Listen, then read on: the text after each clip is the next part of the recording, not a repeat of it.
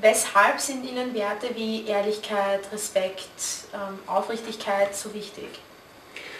Ich glaube, dass Herausforderungen von heute nur so gelöst werden, wenn wir uns wieder auf solche Werte zurückbesinnen. Es heißt Wiederbelebung, weil es diese Werte gibt. Und ich glaube, wenn wir uns wieder darauf rückbesinnen und Werte leben, dann können wir auch neue Lösungen finden. Und können Sie von sich behaupten, dass Sie diese Werte persönlich auch leben? Ja, das kann ich behaupten. Ja. Also Sachen, wenn wir jetzt zum Beispiel jetzt mal weg von der Ehrlichkeit an Nachhaltigkeit denken, versuchen Sie nachhaltig zu leben?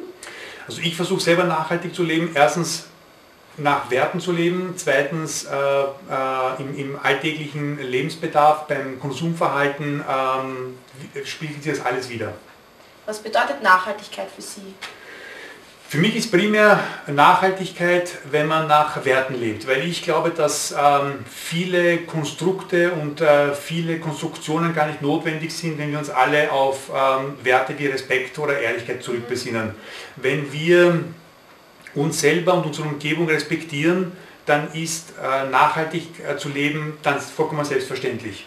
Sozusagen auf nächste Generationen auch zu achten, aber auch auf die Gegenwart sich zu... Genau, also zuerst auf die Gegenwart, auf sein persönliches Umfeld, auf die Umwelt und selbstverständlich auch auf die Nachkommen.